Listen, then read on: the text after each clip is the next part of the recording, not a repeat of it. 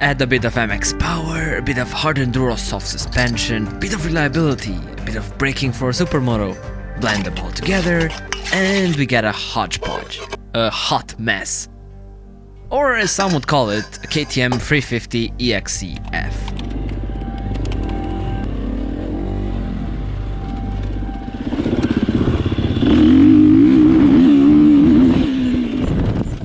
Motorcycles need a purpose, a reason to exist. They have to fill the need of an individual and fill it well.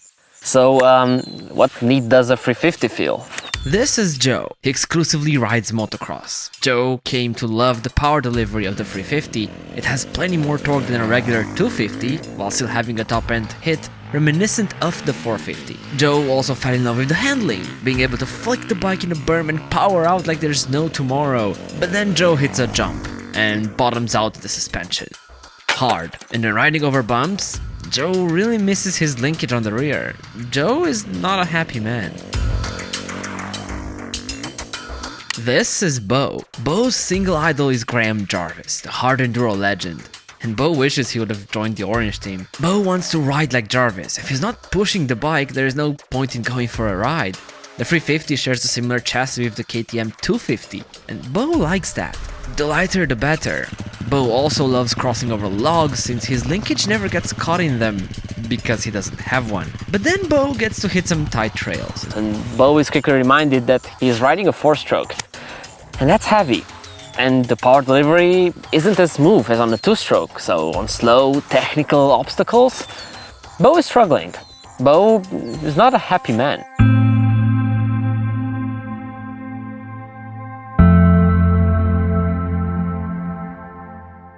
You see, KTM built a bike that's not ideal for anyone.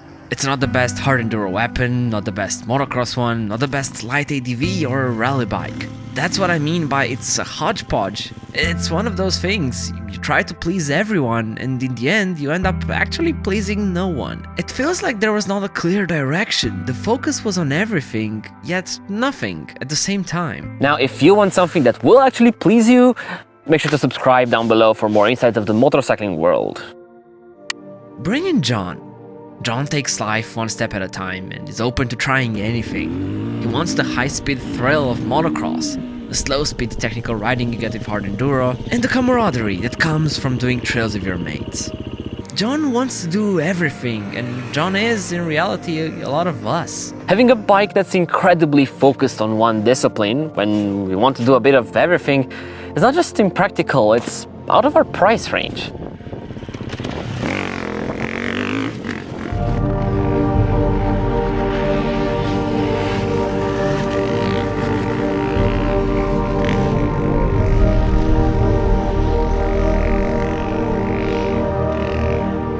While it can't be the best at everything, it's really good at everything. It can get you through a hard enduro race, through an MX weekend, or through a long holiday trip. It can fulfill all of these wishes, and it doesn't create major compromises in doing so. That's the appeal of the KTM. If you don't know which side of dirt biking to take, or you decided to take them all, there is almost no competition. This is one of the only motorcycles that can do it. And if you do want to try it all, make sure to check out Enduro Nuts for tours or training in Transylvania.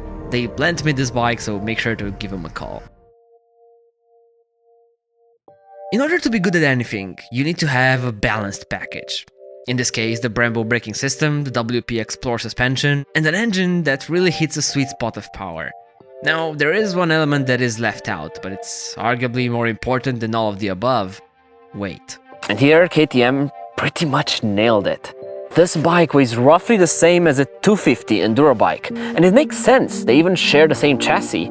Basically what they did was they took a 250, pulled out the engine, squeezed in a bigger one, and called it a day. And it works!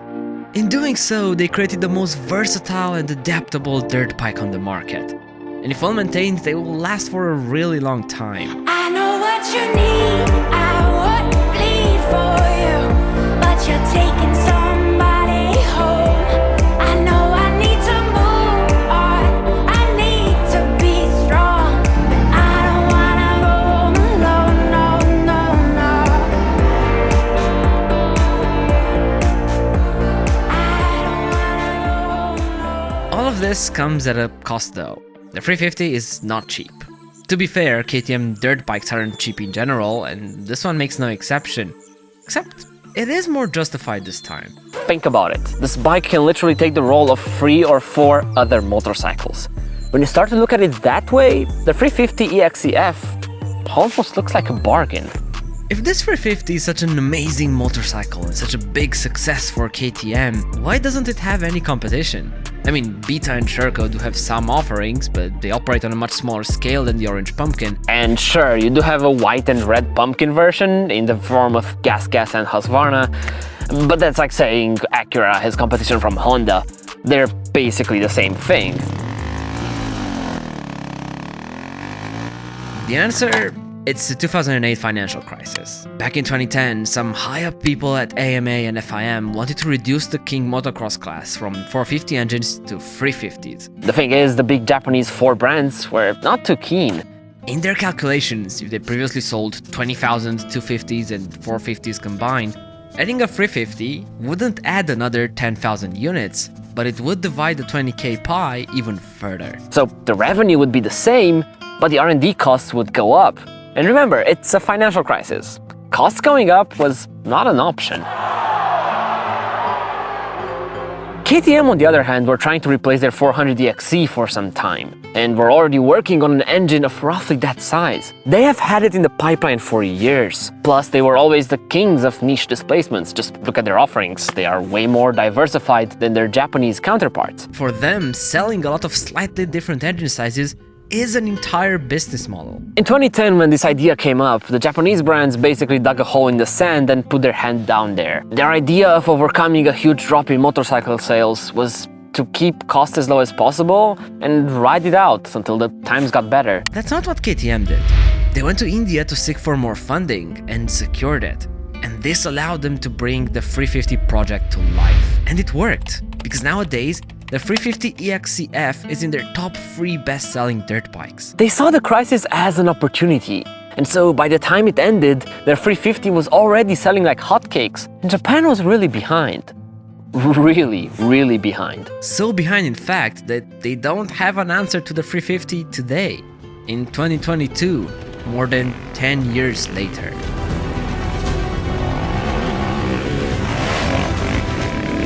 So yes, the KTM 350 EXC-F is sort of in a class of its own.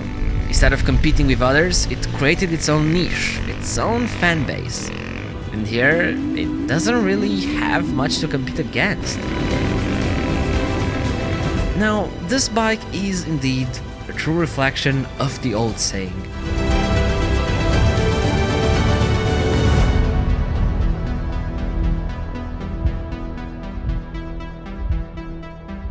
If you enjoyed this video, click here to see why I chose a Sherco as my hard enduro weapon of choice. Thanks again to Enduro Nuts for lending me this bike for the video. Make sure to give them a follow and subscribe to our channel as well. Have a good one.